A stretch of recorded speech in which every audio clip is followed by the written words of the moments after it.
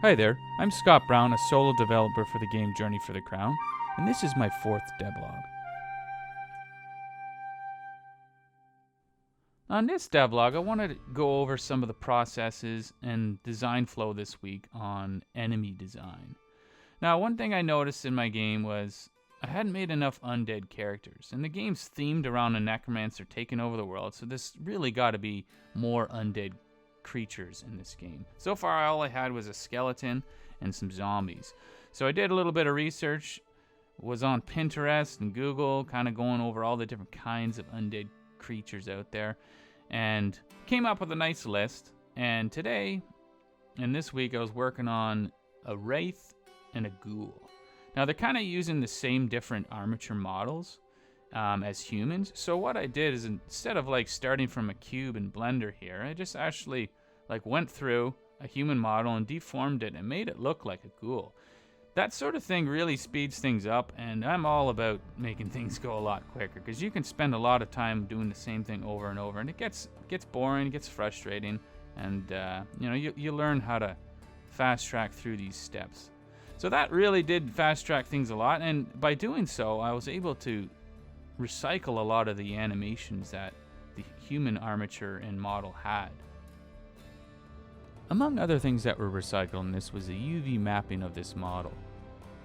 Because they're both humanoid in shape, I don't really have to redo the UV mapping of this model. Now, I like doing UV mapping, and I can confidently say that I'm very good at it, but I'll still take shortcuts when I can. Now, once I'm finished deforming this model, I can go straight to drawing. I don't have to do the UV mapping. There will be a few little slight changes that I think I'll have to do around the eyes, but other than that, that's a nice shortcut that I can take. Now here comes the fun part for me, the drawing step. I do like to draw, and I spend a lot of time doing that for all the different models and things in my game. I sometimes take shortcuts and use real-world textures, but not every time I do that. Now here I'm just kind of going over all the different shadowed areas. And these are kind of the areas that an undead creature would have.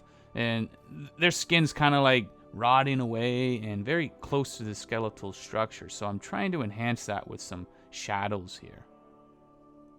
And this is just bringing out that bony leg of the model. And eventually I'll start working on the light parts of it, where I'll just bring out some of the roundness of certain areas. Now you can achieve this with normal maps, but I find that normal maps sometimes they make the models look kind of strange, and it is a very difficult process to actually nail down precisely, especially when you're using the type of shader tricks that I do in my game. I don't really use normals too often. So here we go. I think I'm happy with that model. I think he looks pretty scary, especially with those yellow eyes. Now after that, I start working on the animations, and as I said earlier, I was able to append a lot of that information from other models. So I'm just manipulating them a little bit here, just because I realize the human models don't exactly look undead at all, right? So I'm going to have to make some slight changes to the way the arms are pivoting and that sort of thing. So now that I got a nice scary looking idle animation and a run animation, I'm able to save this. Now after all the modeling and stuff like that is done in Blender, I go straight into Unity and I start plugging in all the components and things like that I have sorted out. Now there is quite a bit attached to all these models. I've got like canvases, and I got to assign shaders to all the models, and then put in little game objects for all the different spells and where they're supposed to go, and set up hit animations. There's a huge list of stuff, and a little procedure that I always have to do for every one of my enemies. The same thing applies to characters too. Now this isn't a step that I really enjoy. I've had to do it over the years so many different times, and Unity keeps changing things, and for the better. It's a lot easier now than it was like 4 years ago. But I think I have these enemies at a spot where I like what they do, how it's all set up. I think it's finalized. So after setting it all up in Unity on that prefab, I was able to get him working, and you can see here he's attacking me. He's pretty creepy looking, I'll be honest. I'm impressed with the way it turned out, considering all the shortcuts I took on this enemy. Now, I even designed a Wraith as well, using very similar strategies, and it also looks really scary too. So after a very productive week, I've got a bunch of enemies now. I still need to do some more undead ones, but I got a lot here for this forest scene that I'm actually working on too. Now this is all I got to show for you in this devlog. I really hope you enjoyed it.